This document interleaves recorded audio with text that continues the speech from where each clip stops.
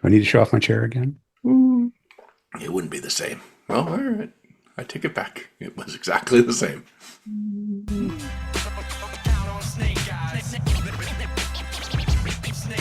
Welcome to episode 49 of Upshift, No Direction Network podcast that gives you an edge on Essence20. I'm Ryan Costello, one of the designers of the Essence20 system and an author on the G.I. Joe Transformers My Little Pony role-playing game core rulebooks, as well as over a dozen other Essence20 projects from Renegade Game Studios.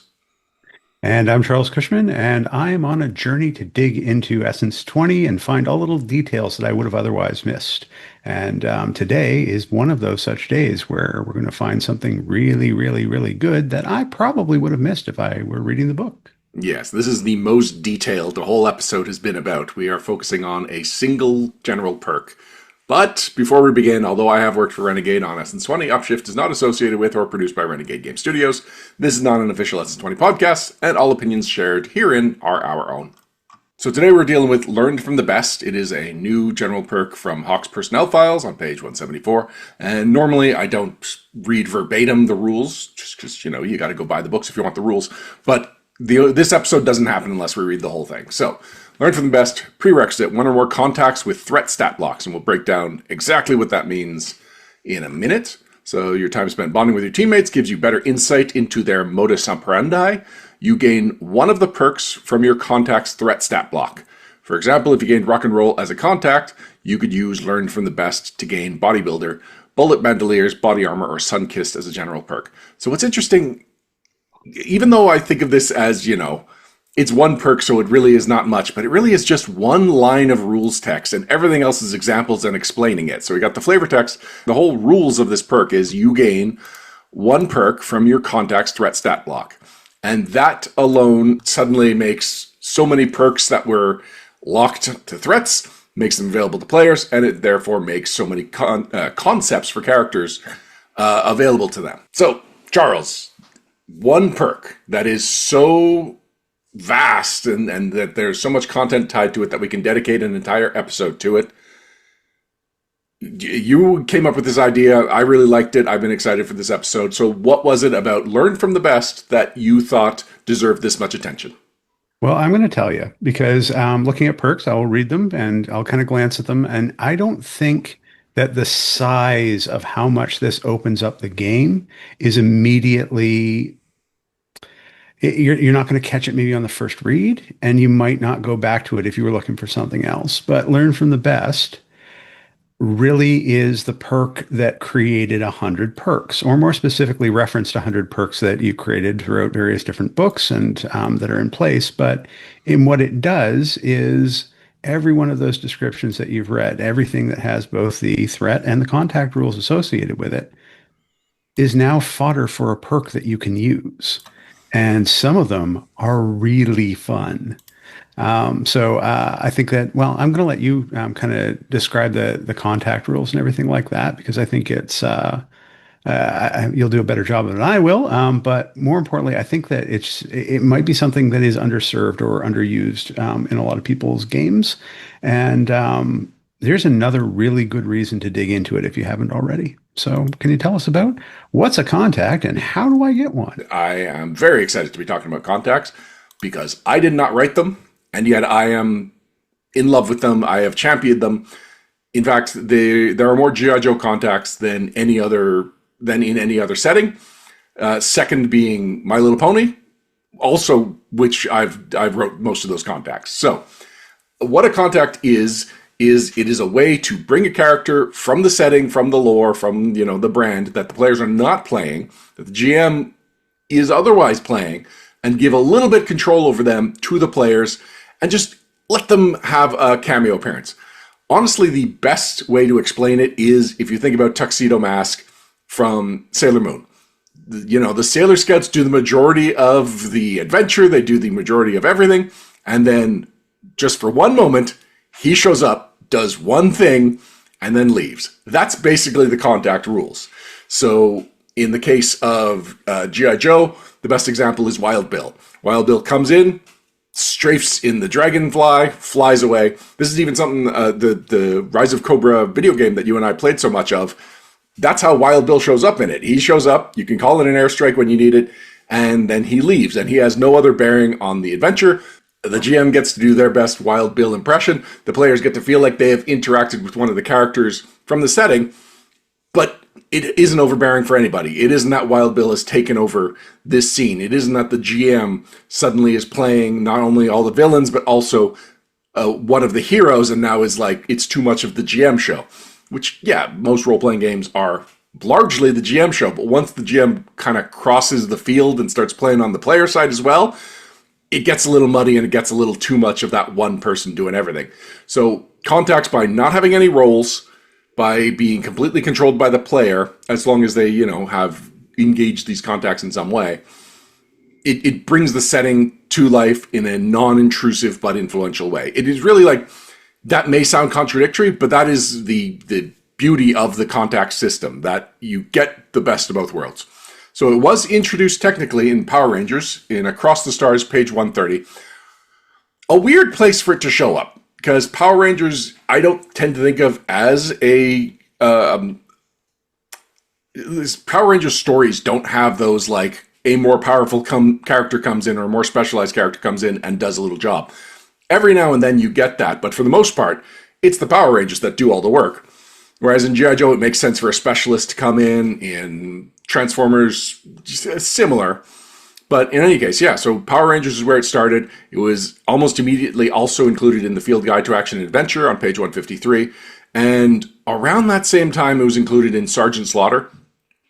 And one of the reasons it was included in Sergeant Slaughter, like it made the jump into G.I. Joe so quickly, is because we had a whole box set to fill based on a single character. And so the idea that, okay, well, we'll give you 3 Sergeant Slaughter contacts, we'll make the Renegades, and you'll get to play all of them, or you get to use all of them as contacts. But funny enough, I don't exactly know how this happened, but because of the order they were presented in, contacts were originally called allies, which is why you have alliance points. It's tied to your allies. And so in Sergeant Slaughter, it's still called the allies rule system, and they still says you're gaining them as allies. The reason this was changed was in the Field Guide to Action and Adventure, we even called this out in a sidebar saying, a lot of rules will reference allies, but if it's allies with a small a, then it's just talking about your friends around you. Where if it's allies with a capital A, it's talking about these rules. And honestly, that's where I learned that if you need a sidebar to justify a name, you need to pick a better name. And so I believe it was during the development of the My Little Pony core rulebook, which also included allies, that somebody said allies isn't a good word for this for those reasons. And then contacts was chosen. It was changed to Power Rangers Field Guide and My Little Pony, but somehow Sergeant Slaughter either got missed or had already been pushed forward. Because again, Sergeant Slaughter was fast-tracked because it was a small window of opportunity to get that done. Yeah, when I think about contacts, the thing that comes to mind is the perk Mysterious Stranger in Fallout. Okay. Where all of a sudden, somebody you're in a combat, all of a sudden somebody shows up, bang, bang, bang, shoots everyone, just disappears. And so they're a nice to have, certainly, but sometimes can make a fairly big difference in that specific element. And so, but you don't really need to know much about them. And since a lot of these contacts we already know quite a bit about, being fans of the franchise, we don't really need to develop who is this Wild Bill guy and why is he in a helicopter? He was born in a helicopter. I think that kind of covers it. But you have to gain contacts, right? Yes. So to gain a contacts will have, like, this is probably the crunchiest bit of the contact character sheet, where it is the ways you can gain them as a contact. Usually it is some kind of a skill challenge with the narration is implied, but it still gives a lot of flexibility for the GM to control how the narrative is going to work. And then it usually will say you either have to do one of each of a series of skill tests, or you have to do some combination of 3 of a list of skills. And again, it will contextualize it. So I want to give an example, but those are the ones that are coming to mind are the ones we're going to be talking about later. So, yeah, I got Hawk's personnel files opened. So let me just jump to pick a page. 92. 92. That's before the last chapter. So, that's the chapter 3 intro. The odds of not landing on a character were so low. So I'll just bump it up to 90. There we go. Ace. He is the first contact after that. So gaining Ace as a contact, wingman. There's nothing Ace enjoys more than flying and sharing the skies with others who have a similar passion. If the PCs spend their downtime training in aerial combat maneuvers with Ace and succeed on 3 difficulty 14 driving, initiative, and targeting skill tests, they gain Ace as a permanent contact they can summon once per mission. You also have Fellow Joe. Almost every G.I. Joe contact has this, to the point that it probably could have just been put one place and then never repeated. But anyway, if you are on a scene and there is narratively another Joe on the scene, you can call them, you gain them as a temporary contact. And the example for that I usually do is that if you're on a mission, a building's on fire, barbecue is putting out a fire, and you're like, I need to get through this specific burning door to get to my objective, you can be like, barbecue, get over here. He'll come, he'll put out that fire, you go through, he goes back to his mission, you continue on with yours. And that certainly, there are very highly specific Joes with very highly specific talents. And of course, firefighting is one of them. Granted, there are a lot of fires where bringing them in for one thing makes a lot more sense than, like, I mean, sometimes you just don't need an Arctic specialist unless you're, say, in the Arctic. So including those very specialized people in their element is a good way of being able to introduce them to the story organically rather than trying to kind of force them in somewhere else. So yeah, that makes a lot of sense. And as much as possible, we tried to be very flavorful with these contacts. Like, this is a great opportunity to just, you basically need to sum up these characters in 3 bullet points, the 3 things they would do in combat. And so if it's someone like, here, I've just opened it up to, nope, that's the wrong, I thought I had opened it up to Cutter, but no. That's the Coast Guard origin, which doesn't help us in this situation. So let's see. Here we go, Cover Girl. So you think Cover Girl? All right, so one thing, tanker. So there's probably something, like, I don't have this memorized and I didn't design this. So off the top of my head, for Cover Girl, it would have to be something to do with tanks, probably something with long range missiles, something to do with going undercover, or some kind of modeling thing. So now let's see what her 3 contact perks are. Anti-armor expert. She's familiar with armored fighting vehicles and knows where to hit them to make it hurt. PC gains the anti-tank trait on their next weapon attack. So there we go. So even though it's the PC that's making the attack, you're attributing it to CoverGirl. Maybe she's giving you advice. Maybe she's actually doing the shot and it's the PC that's making the roll, and we're just saying that she happens to have the same thing. One way or another, it is under a PC's control. Field engineering. Oh, I hadn't thought of that, but that makes sense. So CoverGirl knows the ins and outs of every armored fighting vehicle in the G.I. Joe arsenal. A vehicle is healed when damaged. The vehicle can be healed for more with the use of additional Legion points, up to 3. Yeah. Oh, and I should say, every contact has up to 4, I think maybe even up to 5 allegiance points, but for the most part it's 3. And it's really just like a character that you would constantly using only for helping things would have more than that, but the average is 3. And so field engineering costs 1, but you can spend multiple times in a single summoning. And time to shine. CoverGirl knows how to stand out in a crowd. A PC gains an edge on a social skill test until the end of the scene. Perfect example. Thank you, CoverGirl. Matt nails it. Every time you see her, she's pictured with a wrench now. So yep, that kind of works. All right. I've got one last bullet point here called surprising uses for a contact. So like I said, there's a lot of abstraction to how contacts are used. It could be CoverGirl. She's there. She's actually physically repairing the vehicle, just like Wild Bill is there to come in and strafe, with his gunship. But we've also implied that, like, if this is someone that you have had a conversation about fixing vehicles with, then you could be conjuring the fact that you have had this connection with CoverGirl. And it's the memory that you are employing, and that is helping you fix the vehicle. And so 2 examples of how contacts have been used. One of them, it was within the game, and one of them is within an essential build. Doc is one of the pre-generated characters in Cobra Confusion, the Cobra G.I. Joe team-up adventure. But it's not Carl Greer, it's Carla Greer, who was another version of Doc that was introduced. Sometimes she's an alternate reality Doc, sometimes she's his niece, sometimes she's his daughter. We gave her a contact that is exclusive to that adventure called Uncle Doc, and it's implying that the Doc that we know has died, and these are the memories of Doc, and that she can conjure them up, and that he taught her everything she knows, and just sometimes when she really needs it, she can tap into Uncle Doc. So Doc will never be on the scene narratively in that adventure, but there is still ways that make sense within the story for how she can call on Doc's teachings to help her in a scene. And then in essential builds, I used the contact for friendly animal creatures. It's from the My Little Pony, as you probably guessed. Let me just It double would check the not be an actual upshift name. if we didn't have the reference to My Little Pony. There is a minimum of one per episode. Yeah, so one of the My Little Pony contacts. Oh, where are you? Yeah, so just because something is a contact doesn't mean it's a single person. Like we've been blind, friendly animals is just, typically Fluttershy in the stories, but any other pony with an affinity for animals can call on animals, and they tend to have just abilities about being helpful or like, carrying things around for you, getting you through either like flying or swimming, fighting for you. And so when I built Squirrel Girl, this is how I did her summoning squirrel abilities, is that she would just summon a bunch of animals, and as you see in any Squirrel Girl comic, squirrels can do anything. They can even beat Doctor Doom.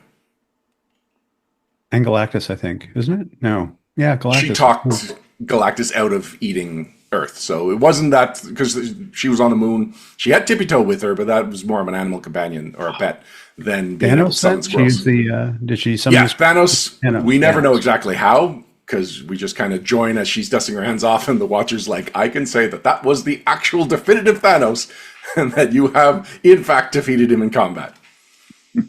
When something so wild happens, you have to establish it as canon. Well, You needed a because sidebar.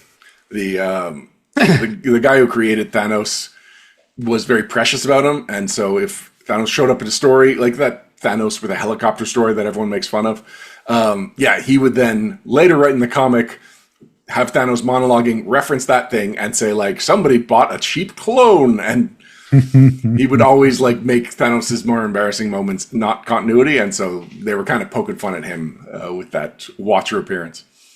So anyway, that's how contacts work. And learn from the best is tied to contacts. What you have to do is you have to gain the contact. So, you have to spend your time with Ace flying around or any of the scenes that explains how you get your contact. And then when you take the general perk, if that contact also has a threat stat block, which is the biggest limiting factor on this of this perk, and we'll explain I'll explain the pros and cons of that in a second, or the highs and lows of it. But then you could take one of their threat perks and take that as your general perk that turn, that level.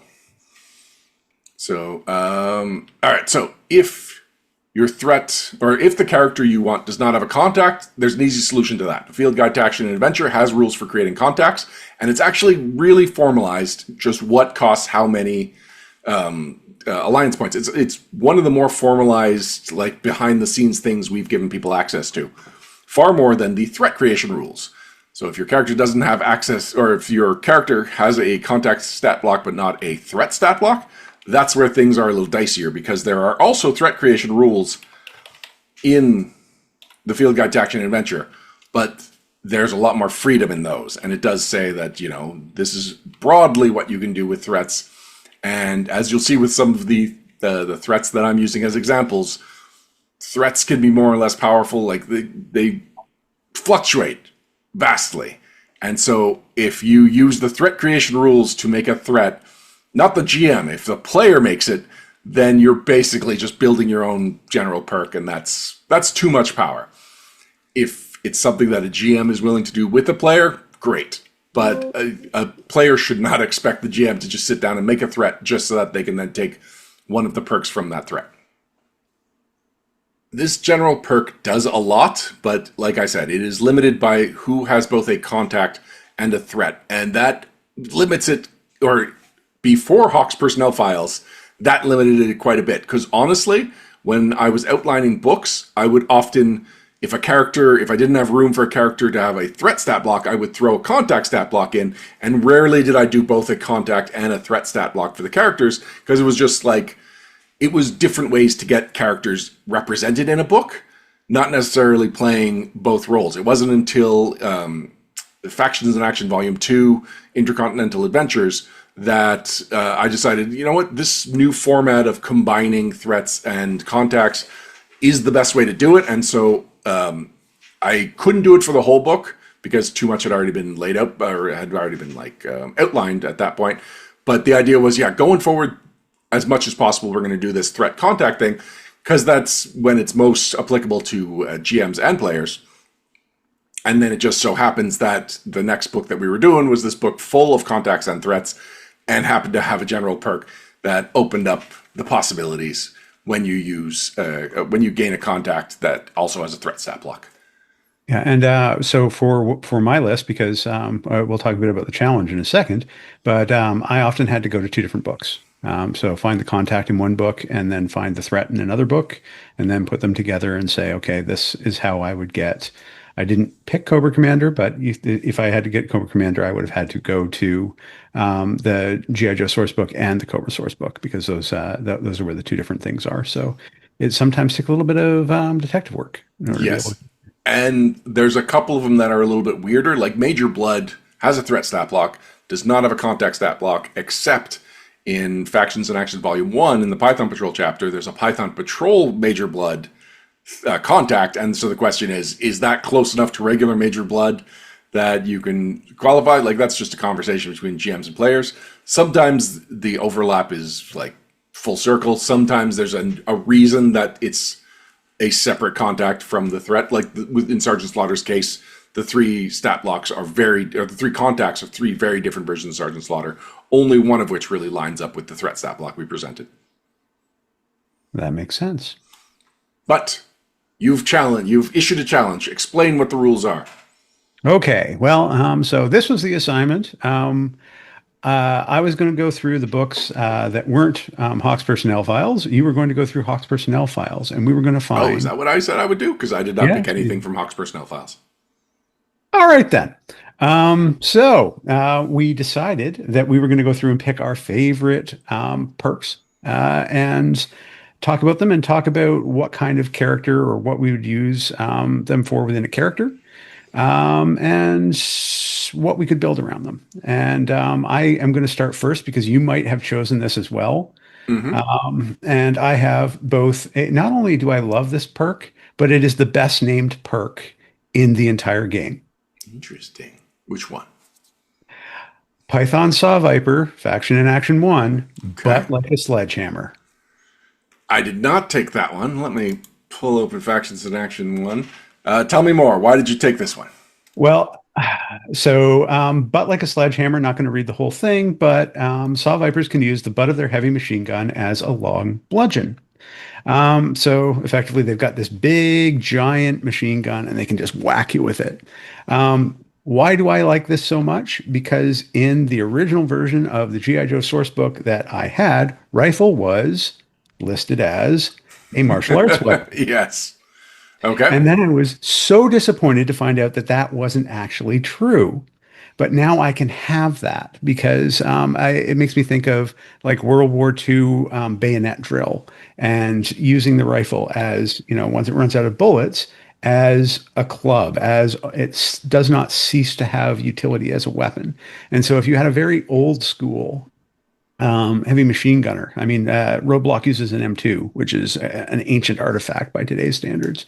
If you had one of those old school kind of fighter from old school soldiers, wearing the full green, this is the kind of thing that they would use to be able to say, no, I'm not going to karate chop you. I'm not going to kung fu you. I'm not going to mix martial arts you. I'm going to rifle stroke you because that's what I was trained to do. And it had a really great old school feeling for it. And you can say, I'm going to use butt like a sledgehammer. And just being able to say that right there, that's points in any game. But being able to do that and use that rifle in that way, I would love doing that. So that was my favorite one, and I wanted to get that first before I would assume that you were going to jump right all over that, but apparently you've got a new one too. Now, before we move on, the Python Saw Viper is not a contact in Factions in Action Volume 2. So I'm assuming that's one of the ones that in Cobra Codex, that's where we get the Saw Vipers I'll have to find contact it. stat block. I did not write it. I did not write it down, but All right. Well, I and just look happen to at have Cobra Codex open to the contacts chapter, although it is a big contacts section. yeah, I have to check this. Oh man. Oh no, I don't see the Saw Viper in here. Let me double check my long list of threats that are also contacts. Because Charles, I think you've I maybe made have a chose an mistake. illegal. Oh, no. Saw Viper, I'm afraid, does not have a contact stat block. What? You've picked an Oh. illegal choice. Wah. Okay, well, then I will pick others, but you can go now. All And right.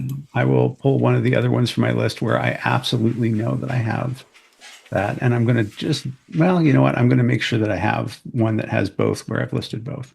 All right. Okay. Anyway, go for it. I chose, and I'm going with a slightly different format from what you've chosen. I chose Backstop. So Backstop is in Intercontinental Adventures. He's on page 114, and like I said, Intercontinental Adventures is where we really solidified the idea that contact/threat stat blocks are the best way of presenting these characters. So to gain Backstop as a contact, if a player character spends a scene between missions sparring with Backstop and succeeds at 3 difficult 20 athletics, might, or streetwise skill tests, they gain Backstop as a permanent contact. But Backstop has a contact's hang-up called Ornery, and if you gain Backstop as a contact, only the PC that gained him gains it. Usually it's the whole party then counts them as your contact, but Backstop only likes the one person who is willing to spar with him. So now, Backstop has 3 threat perks. Against the ropes, when Backstop has 3 or less health, his unarmed attacks deal 1 additional blunt damage, which is awesome. A multi-sport athlete, Backstop uses athletics for melee attacks and driving skill tests, and he can make a Diff 10 athletic skill test to ignore any penalties for moving across ice and similar slick surfaces.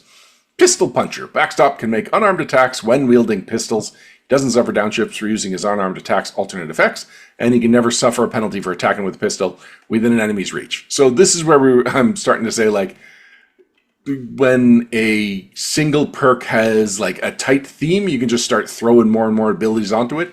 So you probably wouldn't find a general perk that does all of those things, but when making a threat, it seemed appropriate, and so that's definitely a talk to your GM situation where you, if you think that's enough, or that all of that counts for one general perk.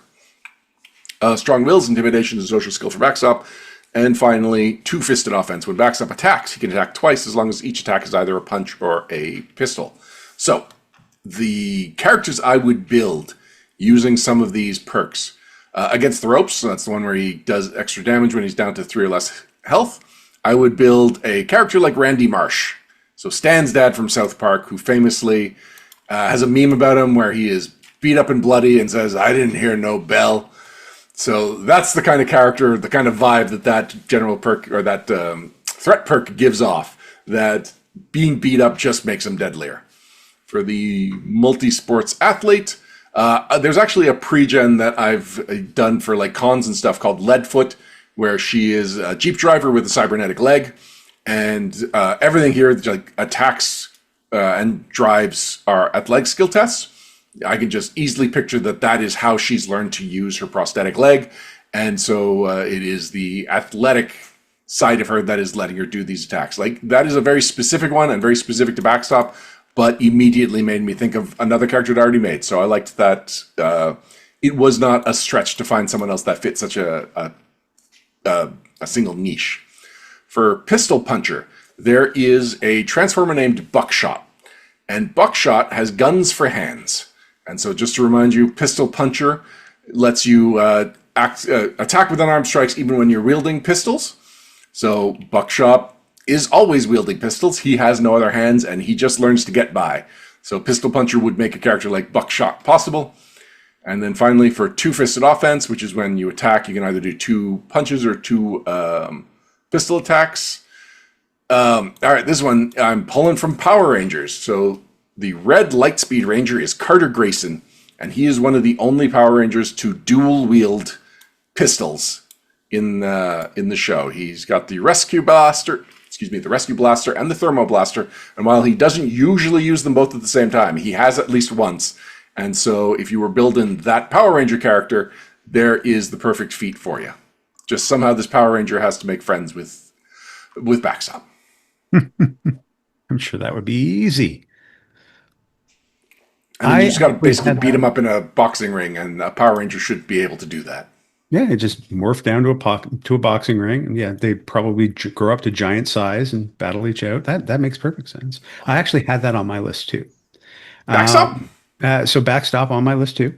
I didn't start with it because I knew that you would. As soon as you said you weren't going from the Hawks book, I knew that's where you were going to go. But Well, and as soon as you were like, "Oh, I'm starting with this one because I knew you would take it," I was like, "Well, he knows I would have taken backstop." I'm not that cruel. But so for that, I had either Jet Li or Jackie Chan's Gun Fu. Right. Nice. So Yes. if you wanted a gun fu wire worky kind of fighter, that was kind of where I saw. I'm like, okay, it's certainly not the way that Backstop uses it, but that perk really makes a lot of sense for that. That really good combat style. That's I forget. But anyway, the Jet Li movies, right? And all of Gun them. kata? Is that the word you're looking for? Gankata, that is the word that I'm looking for. So I think that is I think that's something that that would really enable him quite good with. Yeah, excellent pull. All right. So I'm going to, after double checking to make sure that I haven't actually broken the rules, They're the your rules. I know. Well, that doesn't mean that I necessarily am going to follow them. Yeah. But in this case, I did follow them. So I guess maybe I have to do a do-over on it. But what I'm picking is Quinn. Oh, So okay. action and actions too. He has three perks. Code of honor. So he's a mercenary with a code. And we've talked about sort of there are other things within the game that will support. Patches had one where there's a code of honor, but this particular one feels very much like you could inherit it from that. So I was thinking about characters who operate very much like Quinn. If you had to have a mercenary, that would be a good way to be able to establish that. But the thing that I really liked from him, well, I do like the other one, which is Terror Rover, which is essentially he can ignore all penalties for rough terrain. Not a small thing to do. But again, that one really didn't kind of hit me. What hit me was HMG hip shooter. So you can carry a heavy machine gun like it's a sidearm, and you can fire at them at range without even scratching them. It gives your gun the manipulative upgrades. You can use it to move people around with. And it doesn't require a mount. So if you wanted to have that OG roadblock who can handhold that 50, that is a great perk for being able to do it. And not just spray and pray bullets all around the thing and be that guy who lets loose, 100,000 bullets. He also uses it selectively to move people around and do effective things with it. And that is very true to the character. I really like that. But it also feels like something that could be that one factor that makes would make an action figure really cool. So that's where I went was Quinn. Yeah, that's a very good choice, especially because you can't get the manipulative upgrade for heavy machine guns. You can't just do that. And so you found a perk that lets this character break that rule, and now you get to break that rule too, which is, basically the purpose of half the perks. And so the other piece that I thought was really interesting is gaining Quinn as a contact. All you have to do is lose to someone who's an enemy of him. And I'm like, I can lose all day long. That's easy. All right, you get to go next. Yes, so if we're learning from the best, I went with the one with the touch, the one with the power. I went with Optimus Prime, young hero from Transformers 1. So if you want to gain Optimus Prime as a contact, you have to succeed at a combination of 3 difficulty 16 brawn, driving, culture, persuasion, or streetwise skill tests as you and Prime just discuss options going forward. So yes, there's you're not actually fighting Optimus Prime, you're strategizing with him. Now he has 4 valid threat perks. Fighting for Peace, all of Optimus Prime's attacks gain the maneuver alternate effect, and he gains up 1 on all attack skill tests with maneuver or trip traits. So this is, he's willing to fight, but he's trying to do it non-lethally as much as possible. Mode conversion is standard to Cybertronians. You can spend a standard action to change modes. Then there are 2 threat perks that I had to specifically put a note to the editor saying, yes, normally threat perks are presented in alphabetical order. Can we make an exception here? Because he has one called the Touch. All of Optimus Prime's persuasion skill tests are specialized, and he has one called the Power. All of Optimus Prime's attacks use might. You have to do that. Stan Bush would just, like you have to pay the respect there. Yeah, well, I remember there was a review of Intercontinental Adventures where Slice and Dice are presented in alphabetical order, so it's Dice and then later Slice. And he said, like, they should have just put them together, and I'm like, you're right. All right, so as far as build ideas, Fighting for Peace, so the one that gives you all those non-lethal options. I've got a martial arts naval officer that may show up in our campaign as a backup character somewhere down the line. And I just like the idea that, he's not there to fight and kill everybody. He's very good with his hands, and the ability to maneuver more people around just adds to his martial arts, the background. Because I don't think I want to make him a Rashikage. All right, for the power. For the power, which is where Optimus Prime uses might for everything. Fisticuffs. Fisticuffs is my answer to characters like Budo, where they tend to do like, here's a character from 100 years ago tied to the culture that they're tied to. So Fisticuffs is like a 1900s bar brawler, really like slicked back, greasy hair. And all his attacks using might just goes back to the fact that, gunpowder he had limited access to gunpowder, so he was probably throwing everything and throwing down every chance he got. The touch, I came up with a unicorn diplomancer, so a magical diplomat named Middle Ground. And so that's the one where all persuasion skill tests are specialized. What? Yes, I did. And for mode conversion, if for whatever reason I wanted to use Learn from the Best to gain mode conversion, I said you can make Turbo Teen, the Earth boy who turns into a car and is often lovingly referenced on the Renegade Discord server. So yeah, if you want mode conversion and you are not a Cybertronian or a robot, here's one way you can do that. Wow. So that, how is that not an essential build? I probably will be at some point. Yeah, that is a keep your eyes on the blog. That's got to be coming. Awesome. Okay, so I'm going to go with also from the best, but a slightly different best. In this case, Zartan. Nice. So Zartan, this one I had to find him as a contact in Factions of Action 2, and his skills were in the his perks were in the original source book. So he has a holographic wardrobe that allows you to obscure the so holographic wardrobe. I'll give it a better thing. So when in disguise, he uses the holographic projectors, and that makes it hard to figure out exactly where he is. There's trying to figure out what the D&D spell is that does that, but essentially it puts that displacement piece. No, mirror image. Mirror image. So he more or less has sort of a mirror image spell effect on him because of the holographic projectors. We've seen that used in really cool effect in some of the comics. And basically what it does is anyone shooting at you suffers a snag. So that's a pretty powerful ability to have. But it's also a really cool way to do it. And I'll talk about kind of the character that would do that sort of thing at the end, because they all kind of work to the same thing. Mimic allows him to re-roll any one on a deception. And that can be really important as well. So it's because he has the ability to mimic different voices and has that different skill. But the one I really liked is Phantom. So when in dim light or darkness, Zartan can spend a free action to become invisible to natural eyesight until the beginning of his next turn. That is cool. Now, I was thinking about the character, and nobody remembers them, and nobody loves them, but Wraith. I was thinking of Wraith.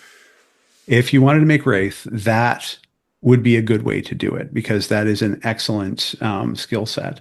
I also was thinking about, Phantom and everything like that, was thinking about Ghost Rider. Ghost Rider, interesting. Ghost Rider, pilot of the stealth jet, whom no one can remember I his was name. thinking the Marvel superhero. Oh, no. This one is staying within G.I. Joe's, the pilot of that nobody can remember his name and nobody can see him. And I feel like that would be a very fun tool to be able to create that sort of thing. But I feel that that phantom ability, wherever invisibility is a factor in a character, you learned it from Zartan, who is literally the best at this, and it's a good way to bring that into the game. There's also Xandar has a threat stat block in the field guide to action and adventure. And let me just pull it up because, as we know in the comics, people forgot about Xandar as soon as they stopped engaging with him, which is similar to Ghost Rider that everyone couldn't, that people couldn't remember his name.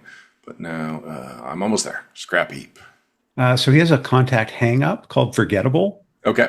which is the more time someone spends with Xandar, the more gaps they have in their memory. Yep. Xandar can only be gained as a temporary contact. Yeah. I have a lot of fun with that specific that specific aspect of Xandar's personality. So there we go. He's the master of anonymity, according to his threat stat block in the Field Guide to Action Adventure. And this is one of those things where I put way too much thought and research into it. So prosopagnosis is a cognitive disorder that makes it difficult for someone to recognize other people's through facial recognition. It's more commonly known as facial blindness. Xandar projects prosopagnosis upon others. Despite his bright hair and distinct tattoos, Xandar blends into crowds and is difficult to track or even remember. This grants him multiple benefits. And then, if you really want to take this, you have 3 bullet points worth of benefits, all from a single perk. Although, as you said, you can only get him as a temporary contact, so I guess that kind of disqualifies you from ever gaining this really like ability-rich perk that Xandar has. And the other funny thing about it, of course, is that he's actually down by Xandar's stats in the PDF. So I keep having a hard time finding Zartan in Factions in Action 2 because it has a picture of Xandar right next to it. So it's like they even forgot what he looked like and put him down next to somebody else. Oh, this guy's a Dreadnought. He must be Zartan in disguise or something. So Wouldn't put it past him. All right, we're on to my third. yeah. Mine is nice and easy. It is the Cobra Trooper, which has a threat stat block in the core rulebook and a contact stat block in Cobra Codex. And there's 2 ways you can gain a Cobra Trooper as a contact. Let's see. If a PC spends a scene between missions discussing strategy with a Cobra Trooper and succeeds at a Diff 10 skill test related to combat, such as might or targeting, they gain the Cobra Trooper as a permanent contact. And you can just take them on missions. It's almost like having a pet contact. And then if the PCs are at least 3rd level, once per scene, they can spend a story point to summon a Cobra Trooper to the area, even if they haven't done anything, basically because you outrank them. Then the threat is Bullet Stopper. So hear me out. So the highest threat level Cobra in the combat gains a bonus to evasion equal to the number of Cobras with the Bullet Stopper perk in the encounter with them. So in this case, it would just be a +1, but that still goes places. If the highest threat level Cobra has Bullet Stopper perk, they do not count towards their own bonus to evasion. If more than 1 Cobra in the combat is highest level, the one who is in charge gains the bonus. So here's my build. This is where I put the most thought in. It's a Cobra bodyguard named Kevlar. And his role is to keep the officer or whoever's in charge alive. And the idea is not necessarily that he learned this from speaking to Cobra Troopers, but that he was a Cobra Trooper and he graduated from it. And so now he is, a named Cobra. He's going on more sophisticated missions, but he still has that Cobra Trooper training that he puts to use keeping his associates alive. I get that. Yep, there's only the single perk. This was a nice and straightforward one. I just liked the story that I had come up with when I came up with them. So his job is to get shot at. To keep other people from getting shot at. I feel like that's a tough job to recruit for. So having found one, that is pretty impressive. You say that, but there's so many Cobra Troopers, and technically they all have this perk. Technically, they do all have that perk. That is absolutely correct. That is their entire existence. I stand corrected.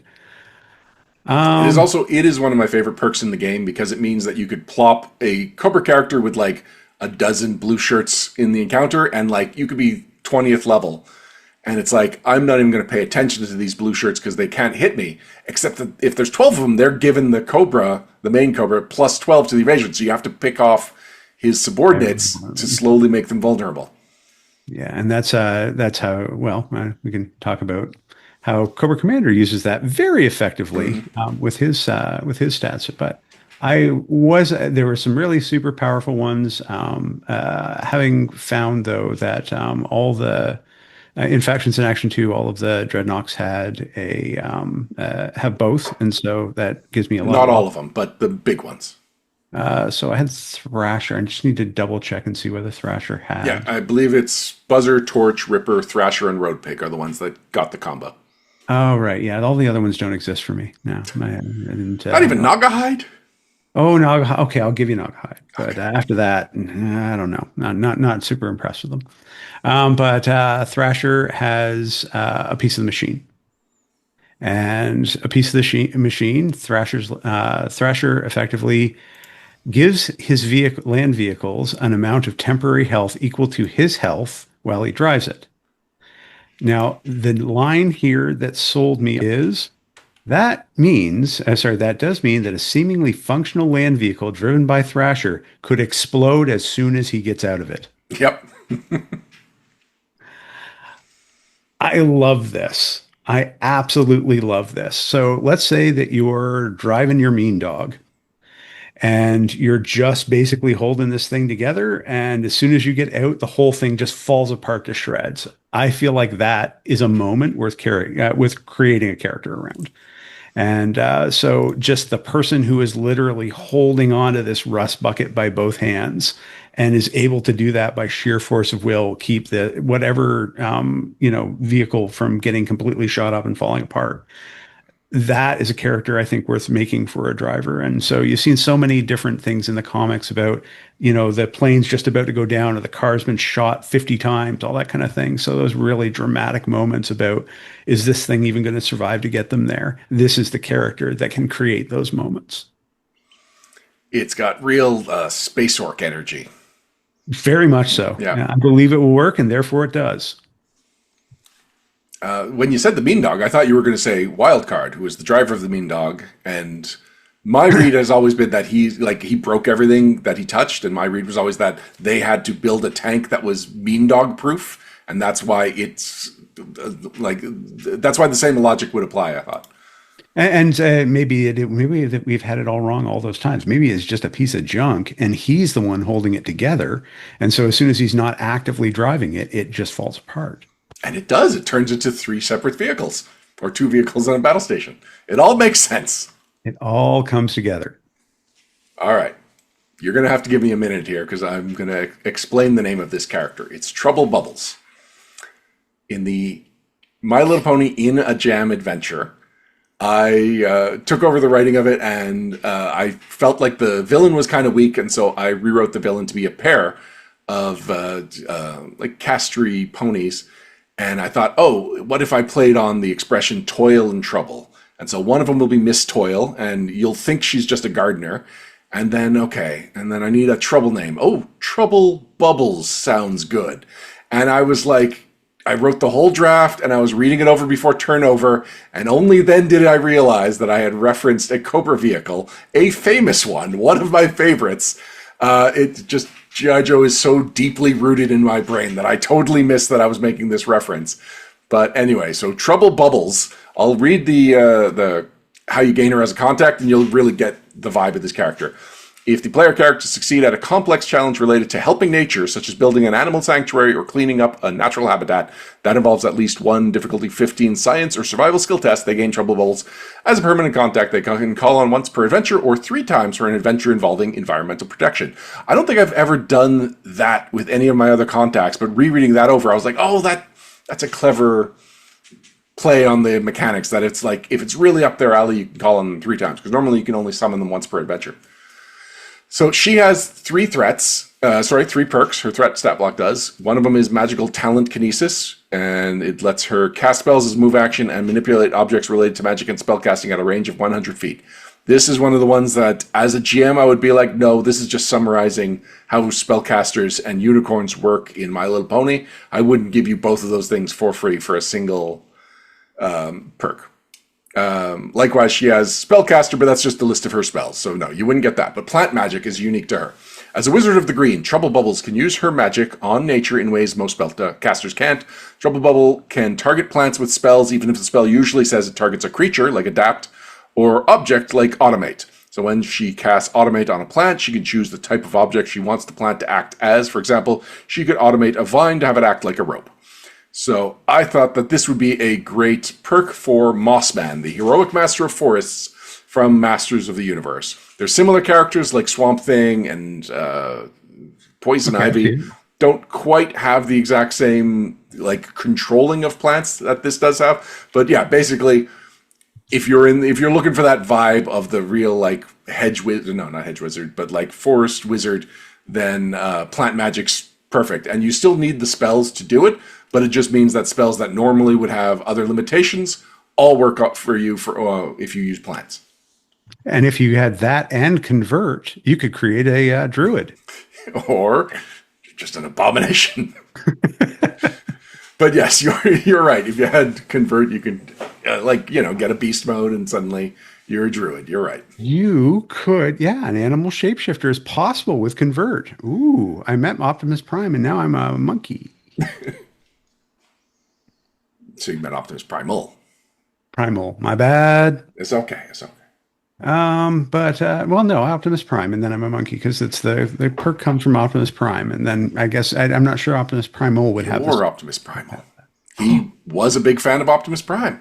Oh, and now we have a whole origin story right there. There we go. All right, since my first one didn't count, I am going to I'm going to shoot for the fences. Okay. So let's say that I rolled my 2 difficulty 25 smarts tests. Okay. And now I have Cobra Commander. All right. From the original source book as a contact. He is the most dangerous man alive. As he should be. The most dangerous man alive. 5 times per turn, Cobra can attack as a free action. Now, I'm assuming this means Cobra Commander, who would then get 6 attacks per turn? Yeah, that's got to be Cobra Commander, not just Cobra. But it does say Cobra. No, well, fine, then if you're playing a Joe, then this is useless to you. Fair enough. Unless you're getting shot at. You just get annihilated. But, and then you get Quinn as a contact. Yes, you do.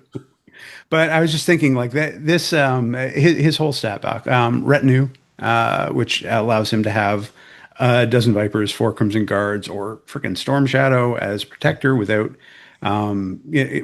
changing too much of it, and Tyrant, which allows him to heal as long as he has people around him. He is the ultimate set of perks. And so I was shocked to find out that you can actually get him as a contact. And any one of those 3 things, I mean, would just make a character incredibly, incredibly powered. But there really can be only one. And since he is the most dangerous man alive, I'm sure if you took that ability, he would immediately kill you, like just shoot you in the back. So, because it couldn't be 2. But those are mine. So you did touch on something that is worth bringing up, is that the diffs are they're a little arbitrary, or they may seem arbitrary, but it really is tied to the weight that the character has in the setting. And that's why you'll have some that are much lower, some that are much higher. Although some of them that are supposed to be really like helpers and outgoing, they will tend to have lower difficulties. Whereas someone like Backstop, it's difficulty 20, because even though you can get him, he doesn't want you to get him. He's kind of a jerk. And so what worked out nicely is that those characters also happen to be higher threat stat blocks, which meant they had more powerful perks. And so to learn from the best, you need to work that much harder to get them as a contact. And so the perk, because we were working towards getting setting accuracy, accidentally achieved balance. The most powerful people are all jerks. Got it. No, that is wonderful that the balance worked out, but it also it feels thematically correct, right? So right. It's these characters are, well, I mean, they're harder to win over because they are the best at what they do, and you've learned from the best. All right, I think that is a great place to end on. So we'll Absolutely. move on to a couple of shout outs. I absolutely love this, and I want to do more of these where we go out and do these thought exercises because it's a lot of fun. you go in directions that I never could have possibly imagined, and I do really enjoy that. Well, good. I'm glad. So if you would like Hawk's personnel files for yourself so that you can get your own hands on Learn from the Best, it is currently available as a PDF. You can either buy the PDF, or if you pre-order the hard copy, which is still set to come out in November, but November's fast approaching. You can get the PDF right now if you either buy the PDF or pre-order the hard copy. If you do that through the Renegade Game Studios store. Mm-hmm. So we'd throw out a shout out to the G.I. Joe Headcast and the Energon Protocols with Eric Smith, where you can listen to Ryan and I play. So thank you for joining us for episode 49 of Upshift. If you'd like to hear other great gaming podcasts or other fun gaming content, like the blogs that are often referenced on this podcast, you can go to nodirectionpodcast.com. I'd also like to thank our patrons. You can go to patreon.com/nodirection if you want to help us keep the lights on. And of course, thank you to Wordburglar for the use of Letters from Snake Eyes Part 4. You can find out more at wordburglar.com. Until next time, I'm Ryan Costello. And I'm Charles Cushman. This has been Upshift. I let him in every day. My main meditation was taking him down. My pain medication. Shanna sighed, and she knew she couldn't calm me, at least until I found out what happened.